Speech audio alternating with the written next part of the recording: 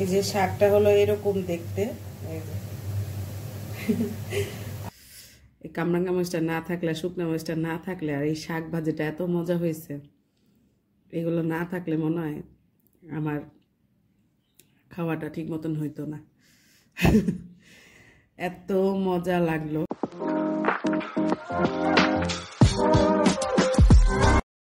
আসসালামু আলাইকুম, স্বাগতম কনক সুমন ব্লগসের নতুন আরেকটি ভিডিও নিয়ে চলে এসেছি। আশা করছি সবাই ভালো আছেন। আলহামদুলিল্লাহ আমরাও ভালো আছি, তবে একটু ঠান্ডা লেগেছে। এই তো বাড়ি থেকে আসলাম, আর বাড়িতে অনেক ঠান্ডা ছিল, তাই জানি না, হয়তো সেই জন্যই হয়তো একটু ঠান্ডা লেগেছে। আর এই যে বাড়ি থেকে আসার সময় আমার শাশুড়ি আমাকে একটা শাক দিয়েছে। এটাকে আমি আসলে এর আগে খেয়েছি কিনা আমি জানি না, তবে আজকে আমার বাসায় প্রথম এই শাকটা রান্না হচ্ছে। তো খেতে নাকি খুবই মজা, আর এটা নাকি শরীরের জন্য অনেক ভালো, সেই জন্য নিয়ে এসেছি। আর এদিকে আমি পাবদা মাছ ভুনা করব, সেই জন্য কড়াইয়ে তেল দিয়ে দিয়েছি। এখন আমি আস্ত জিরে দিয়ে দিব আর পেঁয়াজ কুচি দিয়ে দিব। আর এই তো বাড়ি থেকে এসেছি, এখন নিজের সংসারে এখন রান্না বান্না করতে হবে আর কি।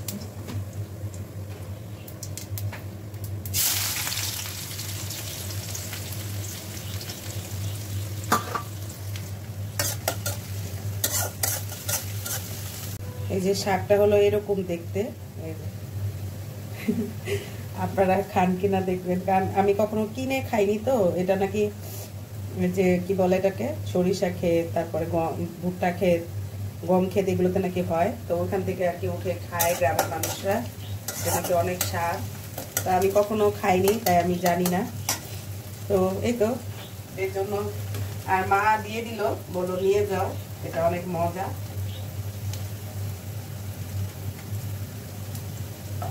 তো শাক কিন্তু সিদ্ধ হয়ে গেছে। এখন আমি শাকটাকে রসুন, পেঁয়াজ, কাঁচামরিচ দিয়ে বাগার দিয়ে দেবো। আমি শুধু শাকটা লবণ দিয়ে সিদ্ধ করে নিয়েছি। এখানে রসুন বাটা সামান্য পরিমাণ, একদম সামান্য পরিমাণ, আদা বাটা, লবণ,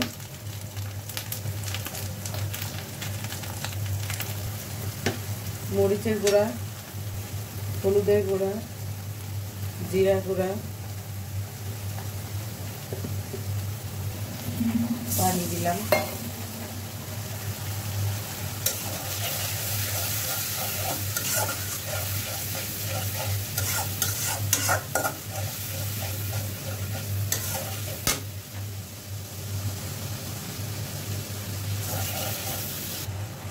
টমেটো দিয়ে দিলাম,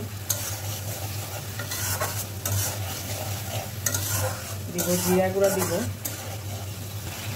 পাবদা মাছ টমেটো দিয়ে ভুনা করলে কিন্তু খুব মজা লাগে, সাথে যদি নতুন আলু হয়। আমি আজকে আলু দিচ্ছি না, আমি টমেটো দিয়ে ভুনা করবো। তো এই তো এখন মশলাটাকে ভালোভাবে আরেকটু পানি দিব, দিয়ে তারপরে আরেকটু কষাবো, তারপরে আমি মাছগুলো দিব।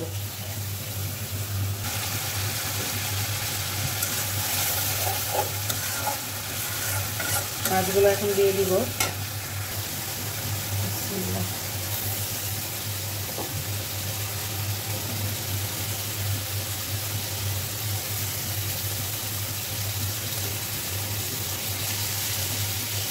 পাবদা মাছ কিন্তু খুব নরম হয়, মানে খুব আলতোভাবে রান্না করতে হয়, নাহলে ওই যে ভেঙে ভেঙে যায়। আমি এখানে আর নাড়াচাড়া করবো না, জাস্ট একটু উল্টিয়ে দিলাম একবার দুবার, তারপরে আর নাড়াচাড়া করবো না। এরপর দিয়ে দিব পানি, কিছুটা গরম পানি দিয়ে দিব।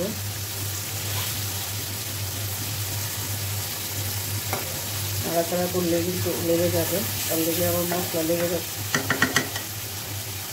কালার কেমন আসছে অবশ্যই কিন্তু কমেন্টস করে জানাবেন, সেই রকম কালার আসছে কিন্তু। এই যে পানি দিয়ে দিলাম।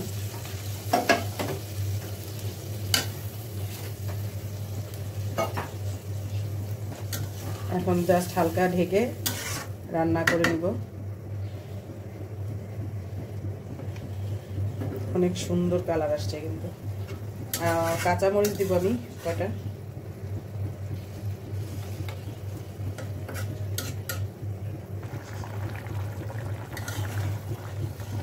হালকা ঝোল রাখবো, তাই একদম পানিটা একদম কম দিলাম। এই তো এখন ঢেকে দিব। এখানে আমি পেঁয়াজ, রসুন, কাঁচামরিচ ভেজে নিচ্ছি তেলের মধ্যে। হয়তো তেলটা কম মনে হতে পারে, কিন্তু আমার যেহেতু ফ্রাই প্যানটা অনেক বড়, মানে কড়াইটা, যার কারণে তেল হালকা মনে হচ্ছে, কিন্তু আমি তেল ঠিকই দিয়েছি। আর এই তো, আর শাকটা যেরকম বাটিতে আগে নিয়ে নিয়েছি সিদ্ধ হওয়ার পর, যেটাতে সিদ্ধ করেছি সেটাতে আজকে আমি এখন পেঁয়াজগুলো ভেজে নিচ্ছি। লাল লাল হয়ে আসতে আমি দিয়ে দেবো।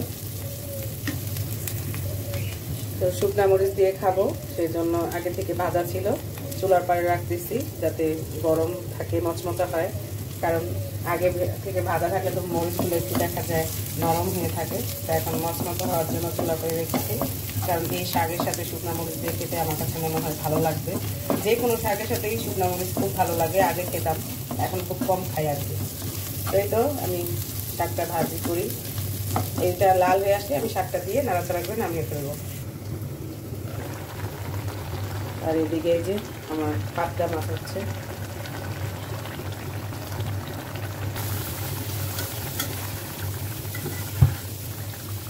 হালকা একটু নাড়াচাড়া করে দেবো, আর লবণটা দেখবো, কিছু হলে আরও কমাবো।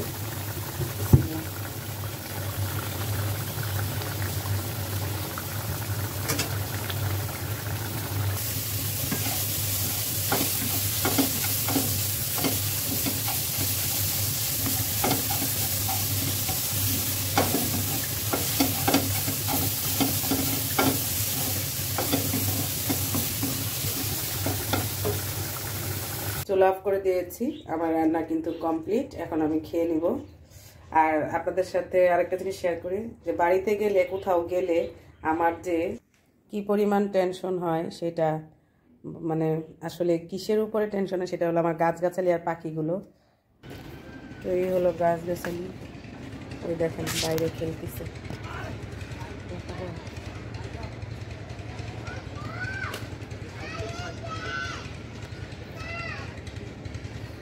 খেলাধুলা করে। আর এইদিকে আমার এই যে গাছগাছালিগুলো, তো খুব টেনশন হয়। তা এবার তো শীতকাল ছিল বলে এতটা টেনশন নাই, কিন্তু গরমকাল হলে তো খবর হয়ে যেত। গোলাপ গাছে আবার কলি আসছে, জবা গাছে কলি এসেছে। কোথায় কলি? এই যে কলি এসেছে।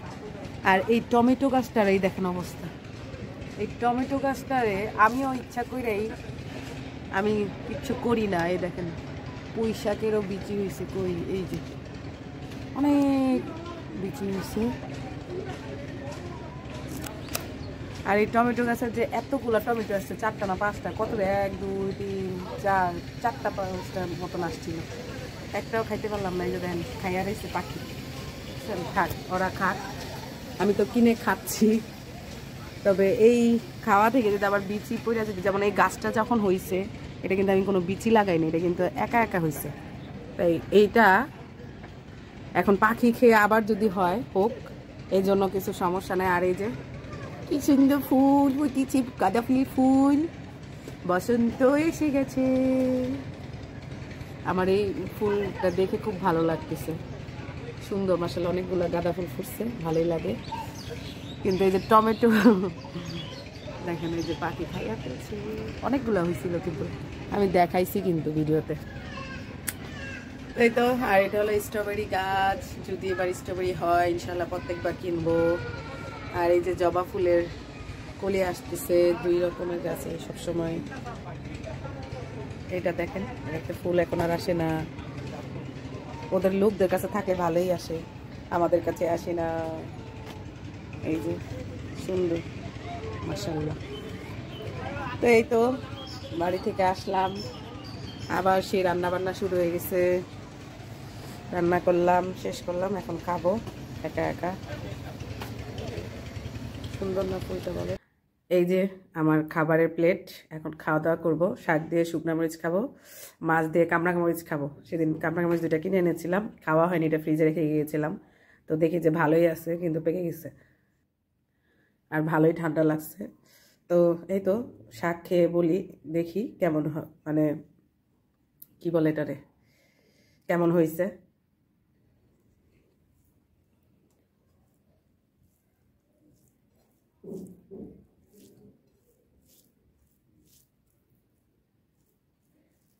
বিসমিল্লাহ বারাকাতুল্লাহ। খুব মজা হয়েছে। আসলে আজান দিতেছে, আমি ভাত খাই। শরীরটা ভালো ছিল না, শুয়েছিলাম। এই যে দেখেন, সেই মজা। আসলে শাকটা অনেক মজা তো।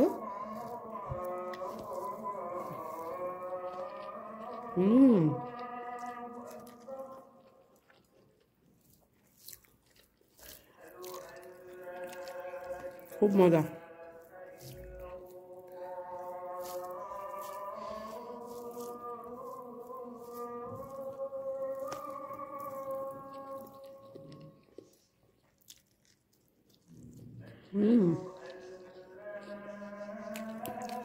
শুকনা মরিচ দিয়ে আরো মজা লাগতেছে।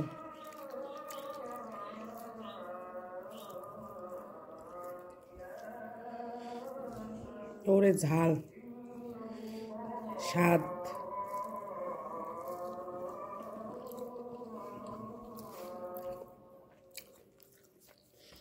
সেই মজা। শাক দিয়ে ভাত খেলাম, এত মজা লাগলো। দেখেন, আমি কিন্তু সব ভাত শাক দিয়ে খেয়ে ফেলছি, কারণ এত টেস্ট হয়েছে। তাই তো খুবই ভালো লাগলো, খুবই টেস্ট হয়েছে। এখন একটু মাছটা খেয়ে দেখি কামরাঙা মরিচ দিয়ে। আর শুকনা মরিচ দিয়ে খাইতে আরও টেস্ট লাগলো মনে হলো। সবসময় শুকনা মরিচ খাবারের টেস্ট বাড়ায় দেয়।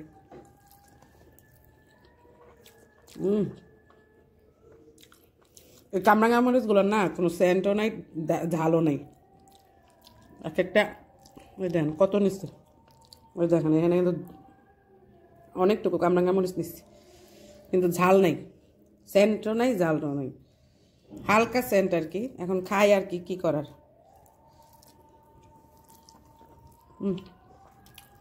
সেই স্বাদ।